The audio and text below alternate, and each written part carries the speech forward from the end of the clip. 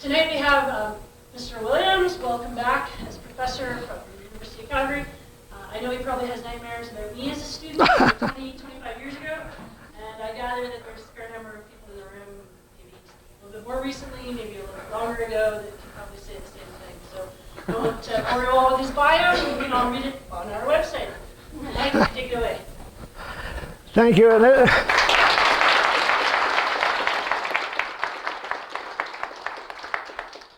As was mentioned, we seem to have trouble with the microphones.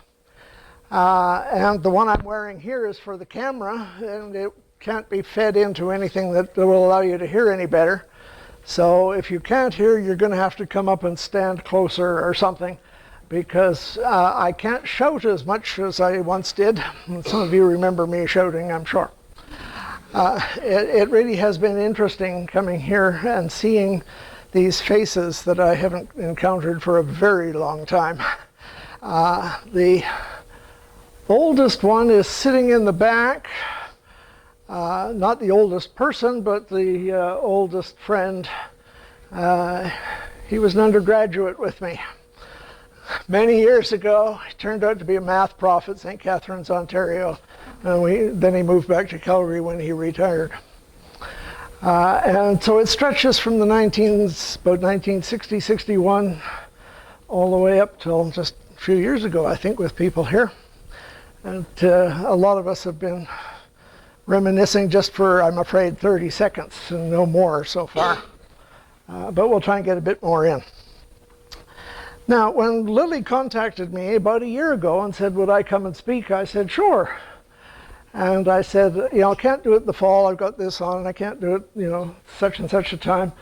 And she said, well, how about next spring? And I said, sure, March. And she said, yep, that'll do. Or maybe she recommended March. And since this was about last June, I think, I frankly forgot about it. But Lily reminded me, and she also reminded me of the title that I had told to her. And then I thought, what the hell am I going to say? So I have put together a bunch of sort of reminiscences. Now, those of you who actually sat through the course I taught on this material will recognize some of it. You won't recognize all of it because there's stuff in here that I've never told anybody before. But you'll recognize some of it, and for others who didn't have the horrors of sitting through that course, you might not recognize anything at all. Now, when we talk about calculation, computing is hard. And people have been trying to do it since the beginning of civilization, and they've been trying to avoid it since the beginning of civilization, because it really is hard work. A lot of you here probably have never sat down and tried to do a long calculation with pencil and paper. Nothing more than about 5 minutes of adding up a few columns of figures or something. Some people are much better than that at doing it. A lot of you might remember Richard Guy in the mathematics department, and he's still in his office most days. He's 94, I think, now, something like that. Still going strong. He's deaf as a post, same way I'm getting. But he's still working on his research. And at one time, he was very good. I have seen him sit down with a page-long list of 4-digit numbers and just go and come up and write down the total. Now, he practiced that because he was in the military during the war, and he was a meteorological officer, and so he had to do this sort of thing an awful lot. And he trained himself over the war years to do it by hand as best he could. But I wanted to talk a little bit about this fellow. Most of you won't even recognize his name. Jim Wilkinson. He worked with Alan Turing, so he's famous for that. But he's actually more famous for a lot of the theoretical work he did. He was born into a rural family in Britain. They ran a dairy, and there was never enough money to go around. And certainly Jim was exceedingly bright. He's also very nice and had a wicked sense of humor. But about the same time he was ready to go to university, his parents went bankrupt and they fell on really hard times. And Jim's salvation was that he won a complete scholarship to Cambridge, Trinity College, and he managed to get an honors math degree, first class honors from Cambridge. And he was destined to go on, of course, to get a PhD and do research and things, but the war intervened. And he immediately was seconded to the Ministry of Supply in Britain. Now, that sounds like something that would give, turnips and potatoes to the frontline troops and things, but it did a lot more than that kind of stuff. It did all sorts of munitions experiments and research, and a lot of mathematical calculations on explosives and the theory behind a lot of the weapons used. So he had a great deal of training, and he worked all his life as a British civil servant because he just went and joined the National Physical Laboratory when the war was over, and worked with Alan Turing, as I said. Had lots of interesting stories about Alan Turing. But he's one of the very few British civil servants that ever got to be a Fellow of the Royal Society. Fellows of the Royal Society are rare to begin with, and for a civil servant to become a Fellow of the Royal Society, there's only ever been a couple, and Jim's one of them. And also the Turing Award, which most people will know about. Only he won it a long time ago when it was probably $10,000 prize money or something. This year it's $1 million. So it really makes a difference if you win it. Now, one of the things he did in the war was solving systems of equations in unknowns, in equations in n unknowns. And I think most people here at least have got some idea of what that is. Well, it's easy enough to solve 3 equations in 3 unknowns or 4, but even 5 or 8 is really work. It takes a long time to actually do that by hand, and you end up with a mountain of intermediate results that you've got to keep track of, and God help you if you pick up the wrong one and try and work it into the calculation, then you've got to start all over again. Jim solved an 18 by 18 by hand during the war, and he was very proud of that because that was the largest one that had ever been done up to that point by hand. And in the 1950s, some of you might remember Peter Lancaster in the math department. He was working in the aircraft industry in the 1950s, and he solved through 20 by 20, but only for the first 3 eigenvalues, if you happen to know what that is, because it was a flutter problem on airplane wings, and that's all they needed. They didn't need all 20 eigenvalues, but to do that was something that anybody could be very proud of. Now, no human being has ever solved 50 equations in 50 unknowns by hand, whereas a computer, of course, can do it in a few seconds. Now,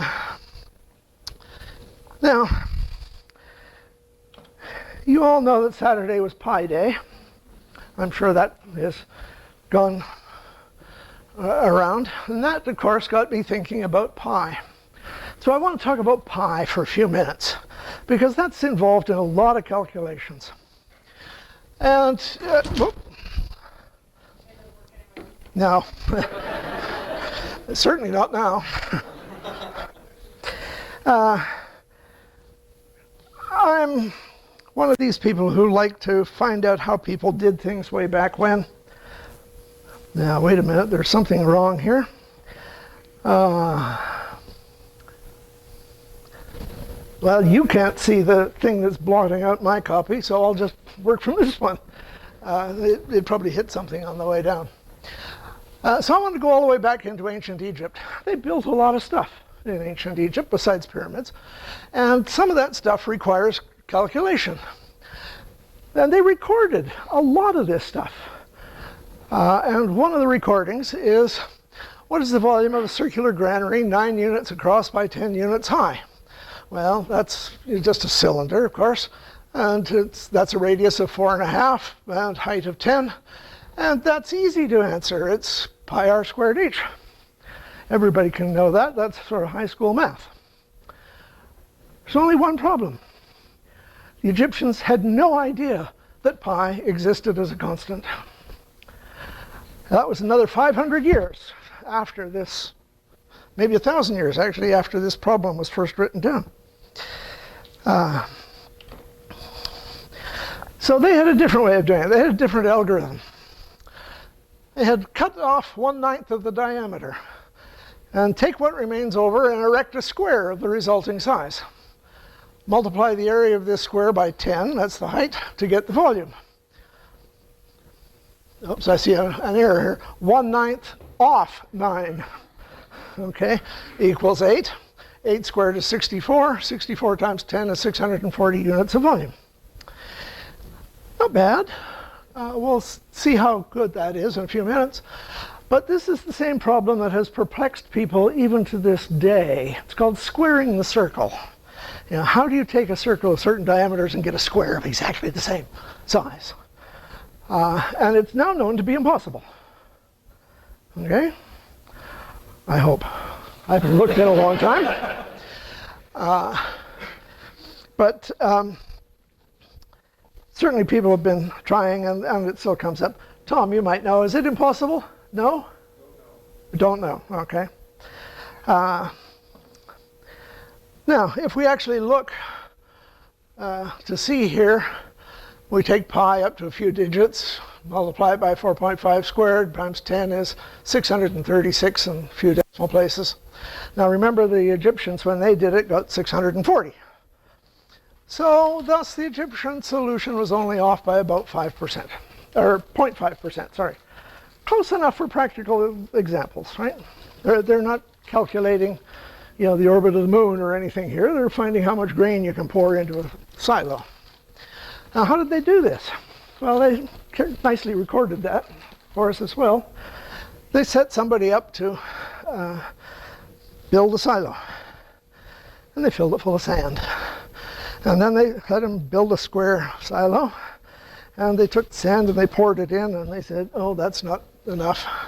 And so they made it a little smaller square, kept on going, and tried to just shrink the square down until the volumes of sand were about equal. And then they looked to see, you know, what relationship is this thing to this.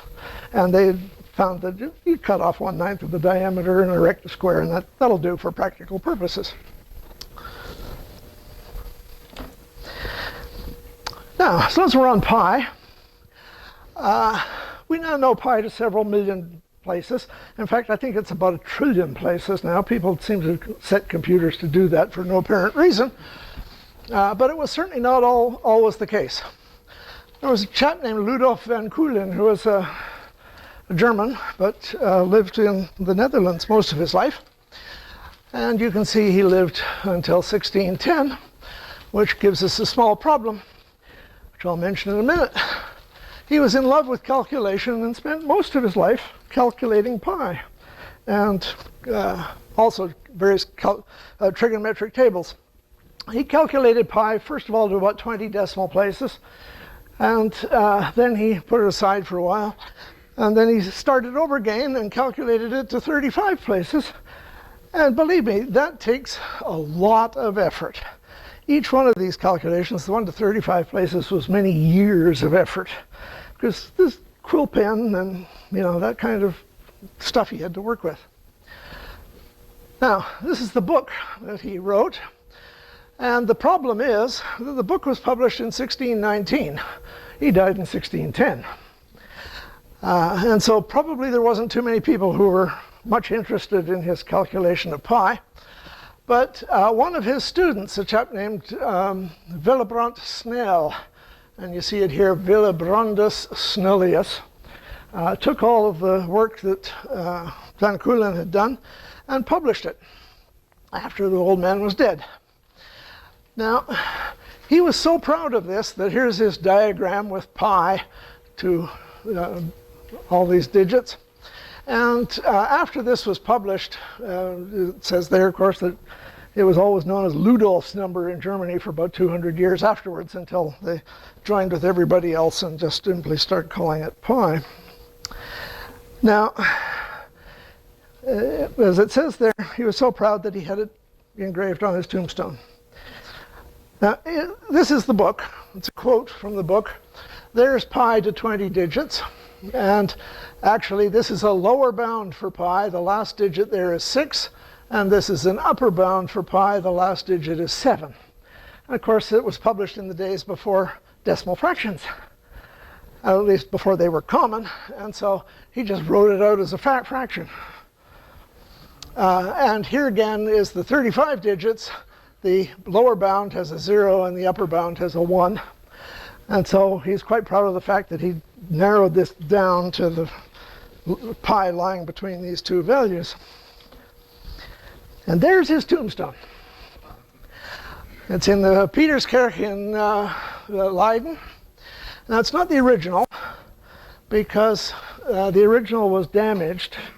Peterskirch suffered a lot of damage during the war, and the tombstone was really beaten up. So they actually made another one, and they made it curved so it would fit around a pillar. And there's another tombstone that was damaged as well. But it's still there, and there's his values for pi. I must be the only person in the world who searches out these things. Well, if you've got pi to 35 decimal places and whatnot, do you really need any more than a decimal point or two? Just because you can work to 100 decimal places, is it really worthwhile? Now, a lot of people I know try and work to 100 decimal places, and you sort of wonder what is sort of wrong with them. So I got this from NASA. I figured the most accurate thing going, particularly involving the calculation of pi, is pointing the Hubble telescope at something off the edge of the universe. You've got to be pretty good to keep it there. And they use 15 digits, or 16 for the program that controls and stabilizes it. 15 digits for most things. And that's overkill. They don't need it that high. But they're covering their ass is what they're actually doing. Because you see, remember there was a Mars probe that crashed on Mars after many, many months?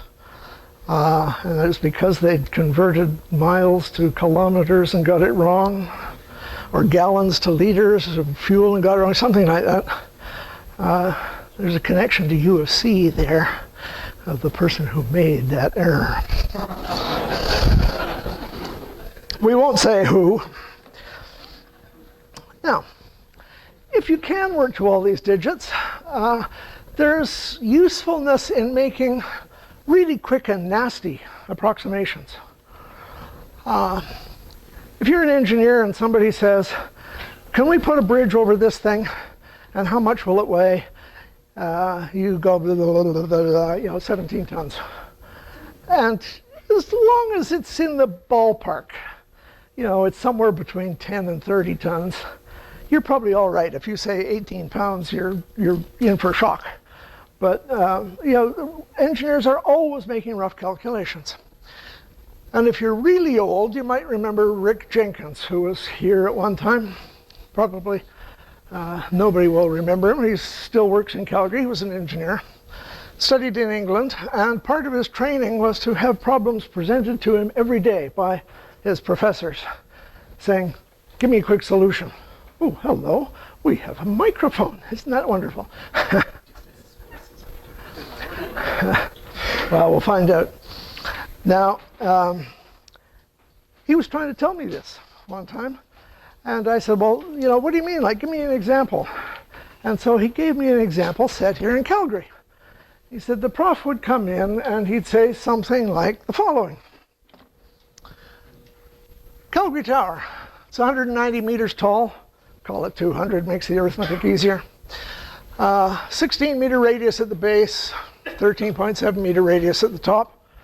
Don't quote me on this. I got them from a City of Calgary website, so I can't vouch for it. But it's about 15 meters radius on average. And the wall thickness is about 0.5 meter at the base and about 0.4 of a meter at the top. Thus, it's a hollow centimeter, or a hollow cylinder, 200 meters tall, 30 meters wide, and the hollow interior is 200 meters tall and 28 meters wide, roughly. give or take. Now, assume there was an earthquake, and this thing fell over right there, just split off the bottom. And the top went off too, because we're not interested in the top, we're just interested in interested in the concrete. The earthquake was a big one, and it tumbled all the way down Center Street. Your microphone. Thank you. You're welcome. Oh, hey, that works.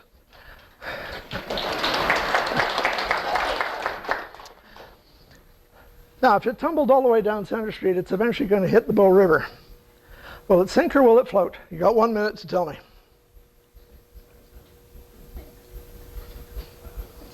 Now, I won't waste a minute waiting for you to try and figure it out. The volume of the cement is the volume of the exterior cylinder minus the volume of the interior empty cylinder, which is about 141,000 cubic meters minus 128,000 cubic meters, or about 18,000 cubic meters of cement. Cement weighs about 400 kilograms per cubic meter. That weight of the volume of cement is about 7.2 million kilograms.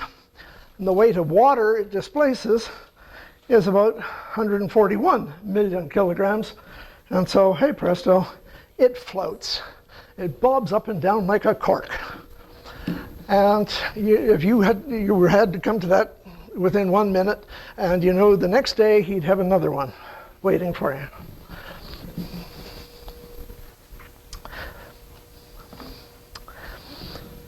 Now, of course, without a computer, you can probably use some sort of instruments of calculation, and everybody thinks, of course, of the Chinese abacus here. I was in Chinese city of Xi'an a few years ago, and there's a department store there. And up on the 6th floor, I found this woman with her abacus adding up the day's receipts. And I thought, oh, this is interesting, so I took her picture. And what was even more interesting, and I don't have my picture of that, I'm very sorry, is that the next counter over, they were selling PCs.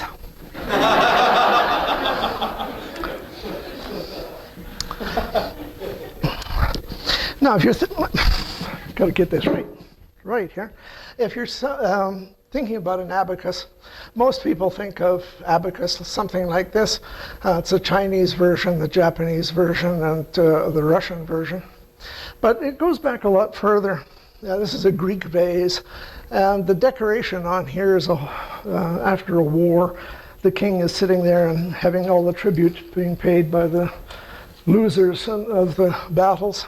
And this little picture right there is this one. And it shows his slave accountant, because of course Greek aristocracy didn't do arithmetic. They left that to their slaves. And he's using a table here with some grains of corn or stones or something to manipulate them around to calculate as all of this tribute comes by. And then he's recording the answers in a wax tablet. And that's the kind of abacus that people had used for a few thousand years. In the Orient, in China and Japan, they used something that looked like this. It was just a squared block with some squared off bits of wood. In China, they were round, like cigarettes. In Japan, they were squared because the Japanese tried to use the Chinese ones and found they rolled out off the table, and that ruined their calculations.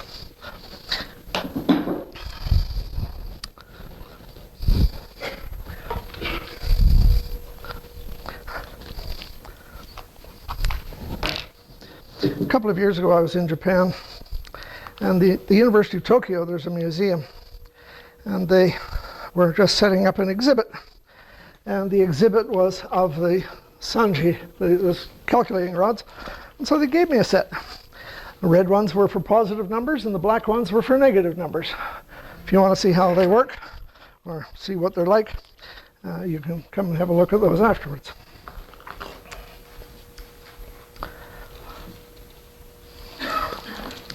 Now, in the same museum, they had all sorts of very interesting kinds of abacuses. Here's just a few of them. Some that I thought were interesting. That's a solid gold one, and those are pearls. So obviously meant for somebody rather important. A nice round one. I'd never seen one like that before. But the one that really amazed me is in the bottom picture. It's so big they had to cut a hole in the display case and shove it through the other side.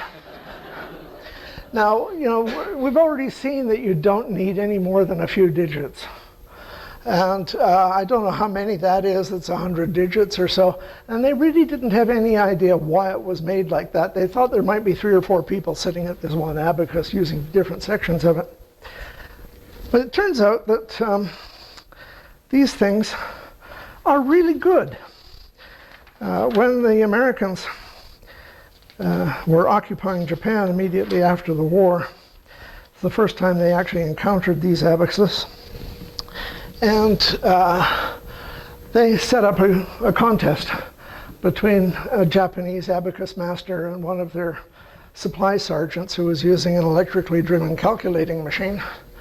Guess who won? It was the abacus on everything except division.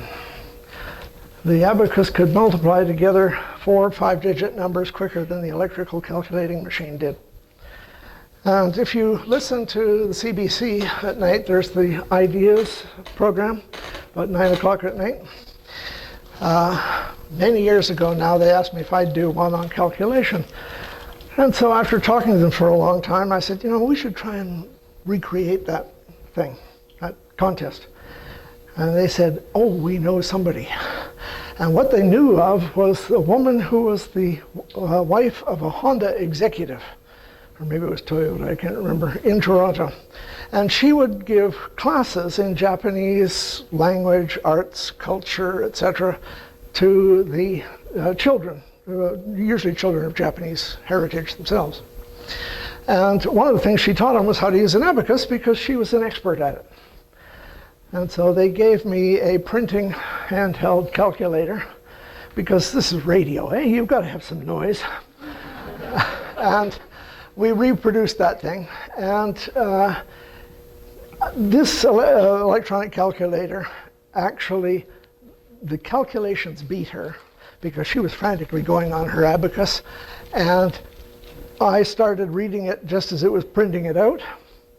And by the time the printout had been finished, she said, yes, you're right. And that was like 8-digit numbers times 8-digit numbers.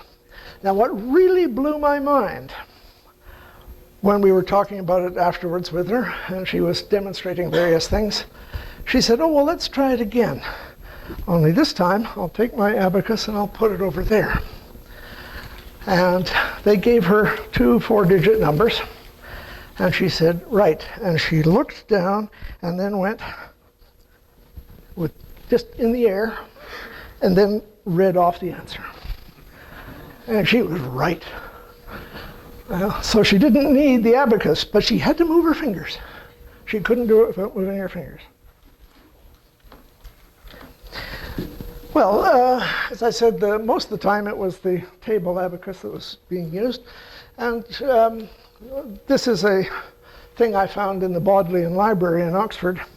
It's a title page from the Gospel according to St. Matthew. Well, Matthew was a tax collector. Tax collectors have to do calculation.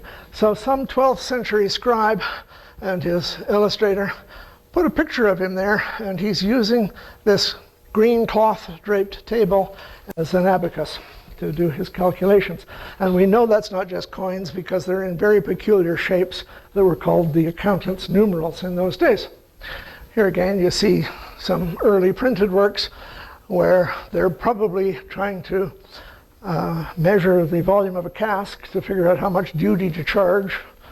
And somebody's writing down the answer, the measurements, and somebody's doing the calculations to actually figure it out. I'll come back to this in a moment. Because you see, the upper class had fancy cloths they could use. And this is one that's in a German museum. It's actually in the Paderborn Museum. And they had specially minted tokens that they could use. And these minted tokens were in use all throughout Europe. And funny enough, they were in use in Canada as well, because the French colonies had tax collectors. And the French government minted these abacus jetons. This is the jeton from 1751, and they minted them every year for his New Year's presents that they gave out. This is from 1754, 56, and 1758. And they were good for propaganda because, of course, the Spaniards and whatnot were hauling all sorts of gold out of their possessions down in Mexico and Central America. And here we see beaver and corn, not inferior to metals, they say. Because you've got to have pity on some poor tax collectors working in Nova Scotia winter trying to get all the taxes done. He needs some sort of encouragement. Now, we saw them gauging, as it's called. This was a very important profession because barrels were handmade. They were different sizes. There was no standards. And so if you wanted to buy a barrel of wine, you had to figure out or hire somebody who could figure out how much wine was in that barrel so that you paid a fair price. You didn't get cheated. And similarly, the government wanted to tax the wine and the beer and anything else that came in barrels. And so gauging was a very honorable profession. And here we see some manuscripts from about 1200 showing how the sizes and shapes of barrels varied and the types of measurements that were taken to try and figure out the volume. And of course, some barrels weren't right full. So you had to open up the bung and stick a rod down in and then pull it out and see where it's wet. So you knew how much stuff was in there. But finding the volume of a half cylinder that is thicker at one end and narrower at the other is not a trivial task. And so that rod, called a gauging rod, was actually something like that. That was the scales on these rods. And they were used for both measuring the barrels, the ends, as well as the distance from here to each end. And by then reading off these scales and manipulating them, you could actually calculate quite quickly the volume of a barrel. And that's not a simple task. You just try it out sometime. Now, if you were living about the 1500s, you wouldn't be a computing scientist. You'd be a gauger. It's a sophisticated profession. You know, quite glamorous. I mean, that's a pretty glamorous looking fella. Not only did you make a good living, but you had to make your own instruments. And there were even books that showed you exactly how to go about making these gauging rods and other things that you needed. Now, other things. This thing was known as Jacob's staff, sometimes or cross staff, and it was used in navigation and other simple things. And I've got one here.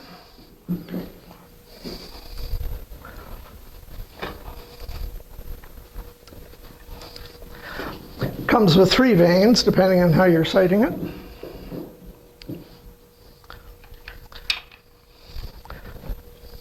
Just take those 2 off for a minute.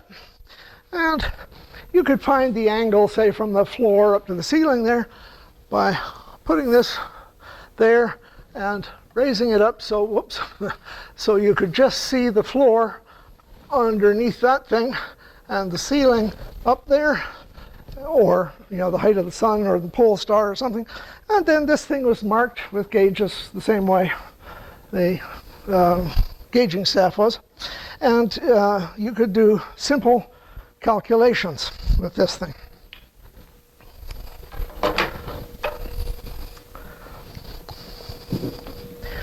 The only thing is it had its problems. As you were doing that, if it was for navigation, you had to have this rod jammed right under your eye and set there quite hard. And weeks would go by and you'd take readings of the sun or the pole star or something, and everything goes fine. And then a rogue wave hits the ship, and the ship goes up, and you fall over, and by the time you get up, this rod has taken your eye out. And that's why pirates always have a patch. They didn't lose their eye in fights, sabers, or anything like that. They lost it with this bloody instrument. Now, the British Navy used it too, but they were smart. Because, of course, the senior officers did as little as they could. They were all trained to do this. But what you actually did is get the midshipmen, the 12, 13, 14-year-olds, and you trained them how to take sightings. Because if one of those fell and gouged their eye out, you'd only wasted 2 years of training. And the senior officers could carry on, and this fellow was just shipped back home. Well, it was used for land surveying and ownership. You can see this same device being used there. And of course, the military also had use for calculations. Because if you've got a horde of people coming at you, and you have to set up a cannon to fire at them, you can't sit down and say, well, now, what can I write my calculations out on? You've got to do some very quick estimates. And similarly, if you're going to attack a tower or something, it's really embarrassing if your ladders are 5 feet too short. So they developed all sorts of interesting ways of doing this. And if you're out on a military campaign, there isn't a lot of spare paper around, particularly in these eras where it was usually vellum or something. Paper was very expensive, so it wasn't used. So what do? Well, they all had drummer boys, and so you shout to bring up the drums, and the drummer boys would lay their drums out on the field, and somebody would get down and sight up to the top of the tower, and then use this one to sight up to the top of the tower, and somebody else would measure the distance, and right on the top, draw with a piece of charcoal or something, basically a scale diagram of what you're looking at. And as long as you knew the distance from there to there, you could find the height of the tower. And that's only, of course, if this thing was right at the base of the tower. You couldn't get too close to the base or they'd pour boiling oil on you or something. And if the tower was way up, then you needed 4 drums to get 4 different readings before it was easy to get a scale diagram. Now, I bet you most of you have forgotten your trigonometry enough that you couldn't even do it with pencil and paper now, let alone anything else. But artillery needs ranges. You've got to know where you're going to shoot.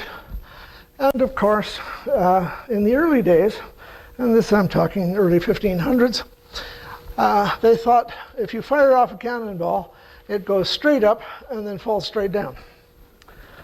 Now, of course, the artillerymen knew that that was not the case.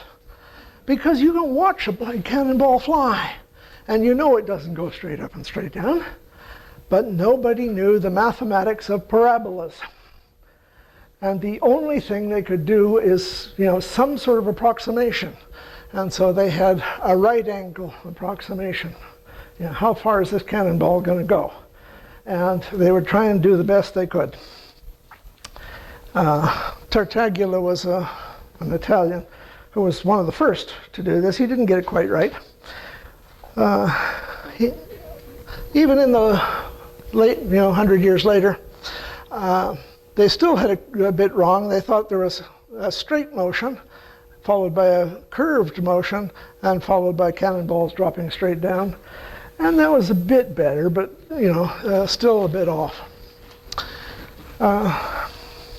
However, the mathematics by that time could handle this, and it couldn't yet handle the other things. Let me go back. You'll see these things have got an aiming device shoved down the cannon here. That's called a gunner's quadrant.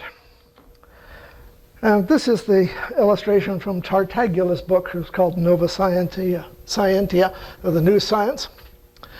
And you shove this thing down the barrel of a cannon, and this arc here was usually divided into about a dozen divisions.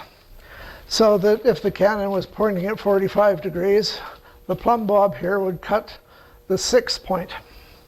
And so the artillerymen used to say it was at 0.6 elevation.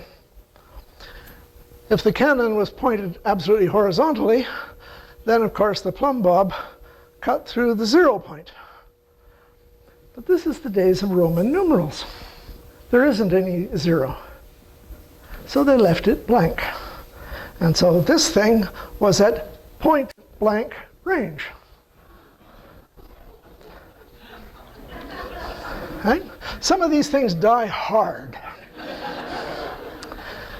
Now you can still see this in Canada, because if you go down to Quebec City, there's a whole lot of old French cannon, and they used to have a little pointer back here and a scale on this knobby bit at the back. This is the scale.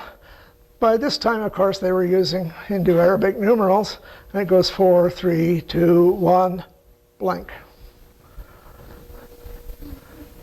Even a couple of hundred years later, they weren't going to put a 0 in, because that's not how it was done. Now, there's a bunch of other ways of getting some stuff that can do calculation. They're called vovelas, and basically they're movable diagrams in a book. This one is from 1669, and it's something called a nocturnal.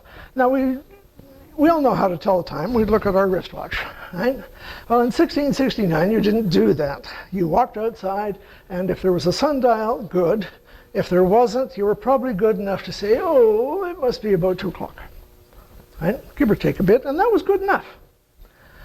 But what do you do if it's night? It's very difficult to tell time at night. And this nocturnal relied on the Big Dipper. Now the Big Dipper goes like this, with a couple of pointer stars at the end that point up to the North Pole. Well, you hold this thing up and you move this pointer around until it's lined up with the pointer stars on the Big Dipper.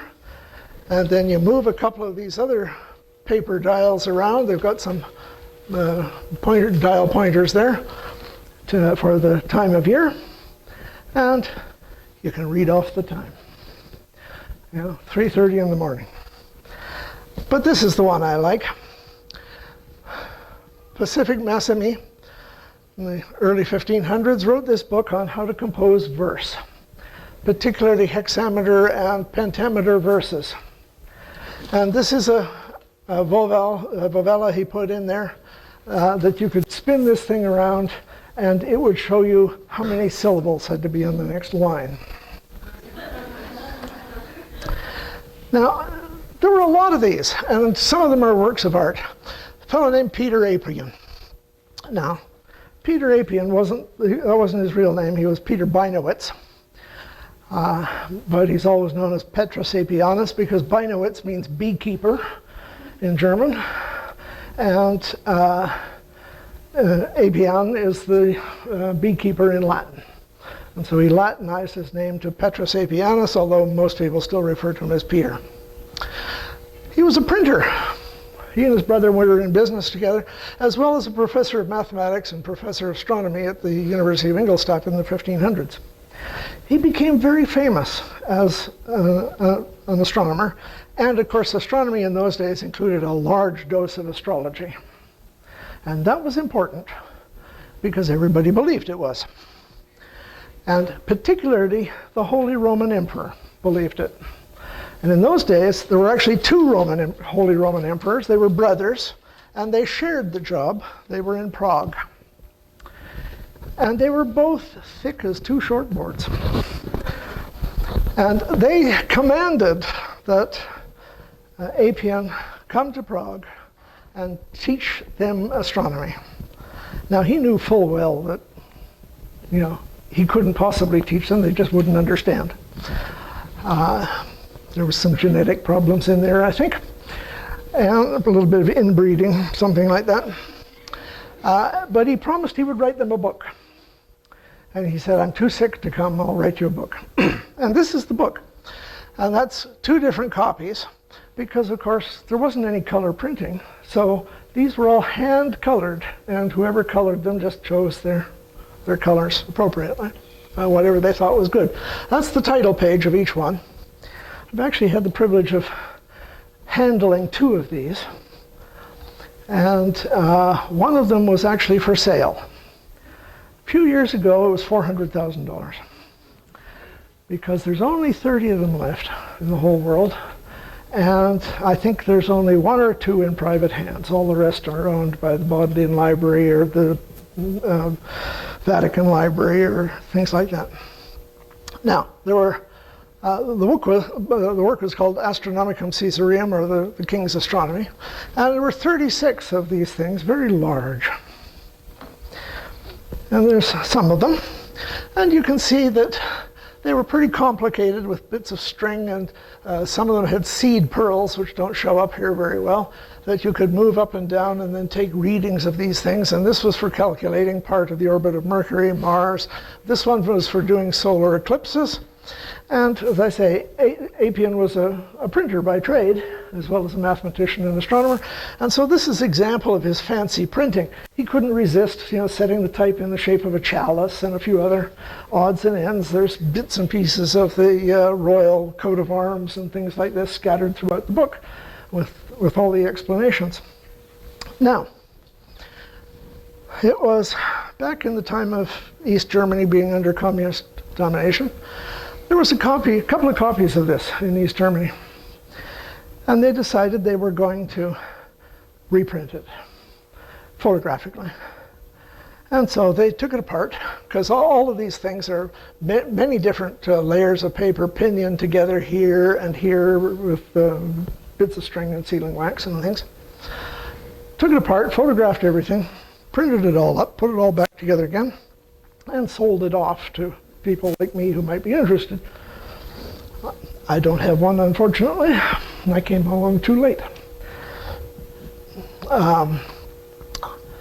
But the people who were very keen on this tried to do some of the calculations with these reprinted copies. And they found it wasn't as accurate as Apian's. And they didn't know why. So, whole research project was set up where they took a surviving copy and very, very carefully took it apart, measuring minutely where each thing was pinioned, and they discovered that all of these circular pieces of paper weren't pinioned at the middle. Some were a millimeter and a half off, and that's what made it accurate. So they were doing pretty good work in the 1500s. Now, one more topic plus a comment at the end. There's a lot of things involving integration. And if you remember your first year math, here's a function and you want to integrate it. Well, if you know what f of x is, you can integrate this thing analytically and you come up with a mathematical formula and you plug a few values into this and hey presto, you've got the area under the curve. No problem.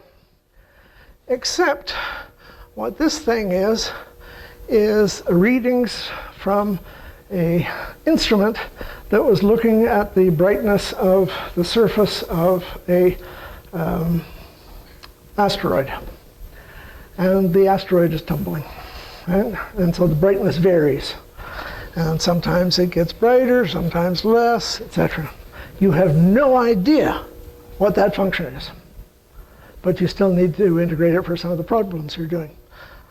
How do you go about doing it? Well, you can graph this thing out and maybe divide it into chunks and use what's called, Simpson's rule or something, to get some sort of approximation. That's hard work, and you have to divide, if you want any accuracy, you have to divide that into hundreds of little bits. There's an easier way. You can integrate with a pair of scissors. And you'll find these, because they're not just any scissors, you'll find these in the analytical chemistry labs. You take your tracing over there, and you very carefully, you get their scissors, and you very carefully cut out the area that you're interested in. And then you cut out 1 square centimeter from the same kind of paper. And then you weigh both of them on the analytical balances. And you divide one by the other, and hey presto, you've got the area. Yeah, simple, right? And modern balances are easy to use and give you a value to about 1/10,000th of a gram, so you've got all the accuracy you need. You can't cut that accurately, right? So you can just chop it around. Now, somebody here was talking to me about chemistry, and I've got a degree in chemistry. I decided early on that I didn't want to pour gunk from one test tube to another for the rest of my life, so I found something else to do. But in the process, I took an analytical chemistry course, and I can remember these things were so sensitive that you picked up a beaker that had been specially cleaned with a pair of tongs, and you put your finger gently on the side and pulled it away. And you couldn't see any smudge or anything on the side, but if you picked that thing up and weighed it, you could weigh the fingerprint. No problem at all. Well, we can also make a machine that would integrate, and that really is dependent on the geometry. If you've got a cone like this that is revolving around an axis and a wheel on top, if this cone is revolving and you have the wheel at the big end of the cone, it goes around quite fast because there's a long way to go. If you move the wheel down here, it goes around fairly slowly. And we can use that. This is the same thing, just slightly modified. Instead of a cone, we've got a flat plate, like a record, old LP record, and a sphere that is on there, and a cylinder in the back. This sphere can rotate. And as it rotates, this sphere will, the disc will rotate, the sphere will roll, and it will rub against the cylinder in the back and cause the cylinder to roll. Now, how much it rolls depends on how far that sphere is away from the center of this disc. Because if the sphere is resting right on the center, it doesn't move at all. The disc goes around, and that ball just sits there. And the further you get the ball out towards the end, the faster the ball will move. And thus, the faster this cylinder will rotate. Now, if this rotates some very small amount, call it dx, then how much this rotates and how much this rotates will depend how far out this is from the center. The rolling motion is passed to the cylinder, which rotates y dx. Over time, as the disk rotates more and more, the cylinder rotates more and more. And the cylinder rotation is the sum of all the y dx, which is actually the integral you want. It's the integral of y dx. So if this distance is made bigger or smaller as the function gets bigger or smaller in your graph, this thing will turn an amount equal to the integral. And there it is. There's the disk, the cylinder, and the ball. And you can see the ball is hooked up so it can move back and forth here, and it's rubbing against the cylinder, and here's the mechanism that counts how much the cylinder rotates. This was done in the late 1800s, and it was done by, initially developed by William Thomson's brother James. William Thomson was Lord Kelvin, and James was his brother, who was a professor of physics, I think, in Edinburgh. Now, they hook these things together. So you can actually move these balls back and forth this way independently, and thus you can have these cylinders doing 4 or 5 different integrals, and some gearing under here would rotate as the cylinders rotate. You could add up this, and so you could add and find the sum of different integrals. It wasn't very good, actually. The friction was a problem. So it got finally changed.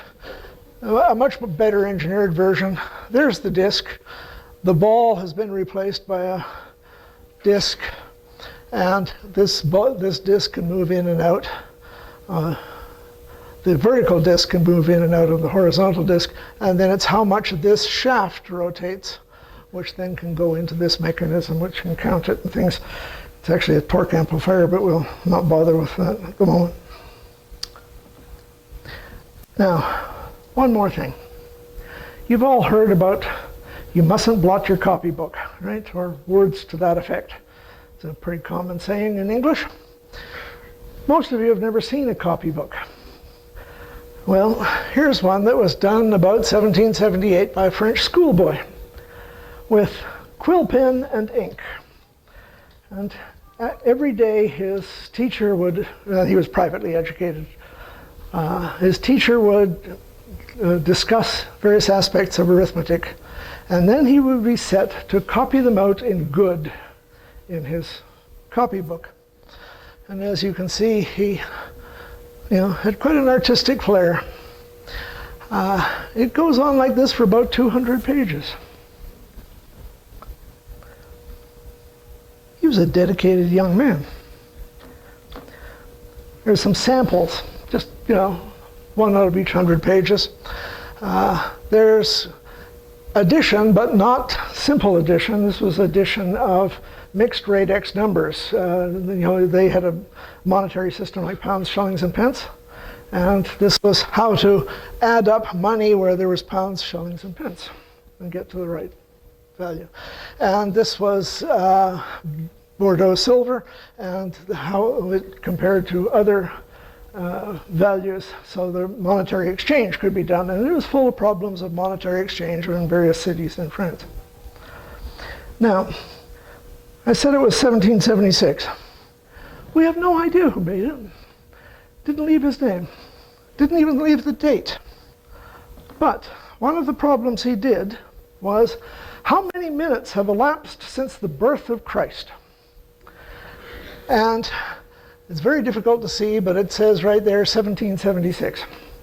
And that's where he started, and then he came down to this many minutes have elapsed since the birth of Christ. And I suppose we could actually set a day and month in 1776 when he was probably doing this work. But that's the only indication we have of anything personal. But I love his little, curlicues and pictures of hunters and things like that. These aren't particularly immensely rare, but they are expensive if you wanted to buy them. And now, thank you for inviting me. Some of you have suffered with some of this before, but there will have always been something in there that's new. Then if we ever have to go back there, you now know roughly how to start figuring out these things. But fortunately, I don't think we'll ever have to actually go back. Let's hope not, anyway. Thank you. Does anyone have any questions they'd like to ask?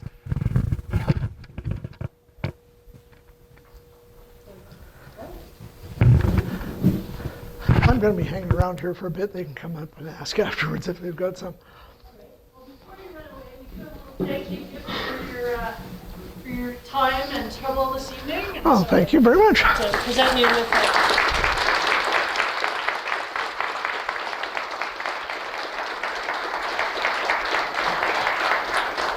hopefully you don't have one over. Well, I'll have a look at it in a minute. But first of all, let me have one more minute.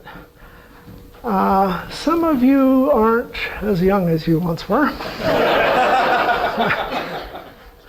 And I suspect that most of you have had exceedingly interesting and, in a lot of cases, very lucrative careers. It's time you started giving back in some way. And that means, trying to help out some of the younger folks or helping out the profession in general. Now, there's lots of things you can do. I mean, if you want to, you can go and deliver Meals on Wheels or something. But if you want to keep it up with the profession you're in, or were trained in anyway, there's things like the KIPS, the Canadian Information Processing Society. And I know there's members of that here. And they're always looking for people to come and help them do things. For example, you want to change the curriculum in a university?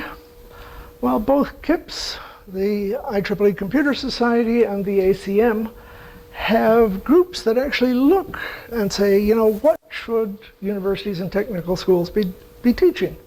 And they take the guidance from people like yourselves. And these people are always looking for volunteers. And it can be very interesting and very lucrative. Some of you will know this, but others won't, so that I took early retirement and I was able to do all sorts of good and interesting things. But one of the most interesting was becoming the worldwide president of the IEEE Computer Society. And that made me into a point where I could travel. And travel everywhere. I was from Russia on one end to China, Korea, and Japan on the other, and up and down the American continents. Usually handing out awards and saying, well done, and things like that to various groups. And it was just waving the flag and being a jolly good chap. But it helped to set things up.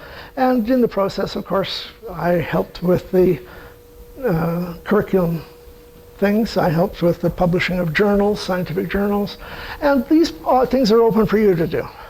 So as your careers are slowly winding down, think what you're going to do. And you've got to do something when you retire, because if you just sit there and look out the window, you're going to drop dead. And try and find something like that to do to give back to the career that's actually been so beneficial to you. Thank you.